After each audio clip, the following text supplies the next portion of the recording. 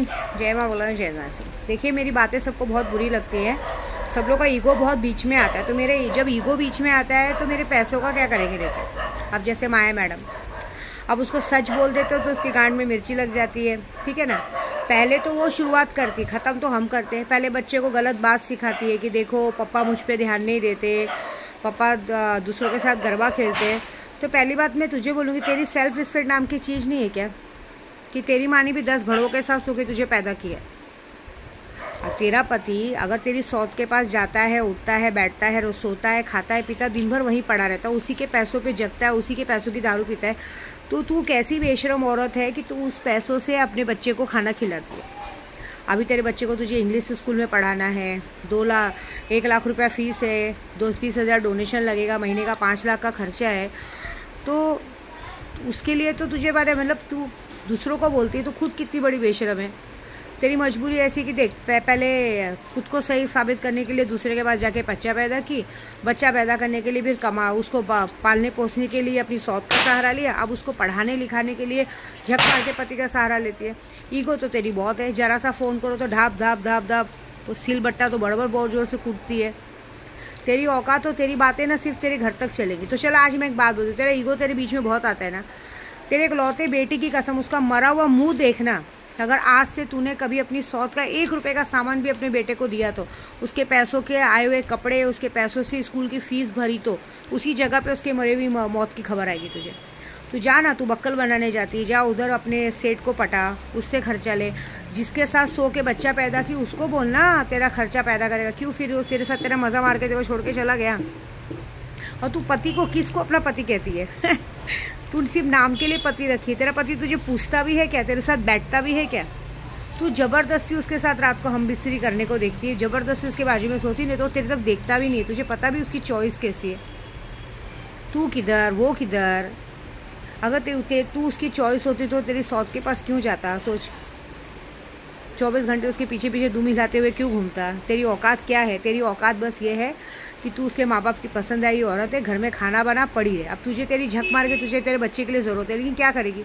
तेरा पति तो खुद तो काम पे जाएगा नहीं, वो तेरी सौत के पीछे पीछे जाएगा, सौत के साथ घूमेगा, दारू पिएगा, खर्चा पानी पाएगा और वही तुझे ला के देगा और उसी को बोलेगा मेरी कमाई है, तुझे झक मार के लेनी पड़ेगी। लेकिन अब मैं कह रही हूँ कि अगर तू सच में एक बाप की औलाद है, तेरी माँ ने 10 भड़ों के साथ सो के नहीं, तेरे बाप के साथ सो के तुझे पैदा किया है ना, तो अपने बेटे का मरा हुआ मुंह देखना, अपनी सौत का 1 रुपया भी अपने बेटे पे खर्चा करना। तो तूने उससे बात करने नहीं दी ना। साले जब तुम लोगों को ज़रूरत रहती है तो बराबर बच्चे को भेजते हो, बात करवाते हो, सब करता है। तुम्हारी ज़रूरत निकल जाती है तो गांड दिखा देते हो, हरामजादी मादरचोद। हाँ, तेरी औकात यही है कि तू उसके अपने पति के दोस्तों के साथ सोए, उसके भाई के साथ सोए, उसके बाप के साथ सोए, तो भी वो साले सब सो के तेरा मज़ा मार के लेके निकल गए। तेरे को कोई खर्चा नहीं था। अब कहाँ, अब नया पटाने चलिए, बक्कल वाले के पास जा रही है ना। तो अब तेरी औकात है, तू खुद इंडिपेंडेंट है, पढ़ी लिखी हुई है, नर्स की नौकरी करती। बताओ, इसको नर्स की नौकरी आती है। जा किसी हॉस्पिटल में, अगर तुझे लगता है कि तुझे तेरे बच्चे को बड़े स्कूल में, इंग्लिश स्कूल में पढ़ाना है, करना है, 1 लाख 2 लाख तुझे फीस बने, तू खुद जा। तूने एटीट्यूड दिखाया ना। तू हमेशा एक बच्चा क्या पैदा कर ली, वो भी तू दूसरों के बच्चों को नाजायज़ कह के खुद नाजायज़ बच्चा पैदा करके मस्त घूम रही है। हाँ, और उसके लिए तू अपने आप को शरीफ जाति बना रही है। तूने उस शुरुआत की ना, तूने उसके दिमाग में डाला पापा गरबा खेलते खेलते, तो ठीक है ना। तो तू अपना भी बता। तू देख, तू नहीं बताएगी ना तो मैं तो बताऊंगी। जिस दिन वो बड़ा होगा मैं तो बताऊंगी, उस दिन वो तुझसे सवाल करो। सवाल नहीं करेगा, पहले खुद जाके अपना DNA करवा के आएगा। DNA करवा के आने के बाद पहली माँ होगी जिसके मुँह पे तेरा बेटा तेरे को खुद चप्पल से झापड़ मारेगा और बोलेगा इससे अच्छा मुझे पैदा नहीं की होती, मार डालती। ऐसी पैदा होने से अच्छा, ऐसी नाजायज़ औलाद सुनने से अच्छा तो मैं पैदा ही नहीं हुआ था। ये हाल तेरा हो, क्योंकि शुरुआत तूने की है। तू सबके दिमाग में डालती ना, अब तू उस चीज़ को भुगतेगी। अब तूने की है तो देख, मैं लिख के लेना कि अब तेरे को तेरे बच्चे के और किसी भी खर्चे के लिए 1 रुपया नहीं मिलेगा। अब तू कर, ठीक है, कर। और अगर तेरे पति में सेल्फ रिस्पेक्ट हो जाएगा तेरे लिए कमाने, क्योंकि मैं जहाँ तक जानती हूँ कि वो इंसान की कमाई सिर्फ मुश्किल से उसको शाम तक 600 रुपये मिल गया, दारू की बोतल मिल गई, ख़त्म हो गया। वो किसी का सगा नहीं है। तेरे से पहले टार्जन का सगा था, सबका सगा, तो किसी का सगा नहीं है। वो अपने दोस्तों का सगा नहीं है, किसी के सगा नहीं है। वो सिर्फ सबकी बैंड बजाने को देखता है। वो चाहता ना तो जितना पैसा वो तेरी सौत से लेता है ना, थोड़ा थोड़ा पैसा बचा के अपना बना लेता है, लेकिन वो अपने गे दोस्तों की गांड के अंदर पैसा डालता है। ऐसी बात है। उसको तुझसे और तेरी सौत से ज़्यादा उसके दोस्त पसंद है। कोई बात नहीं, देखो क्या होता है।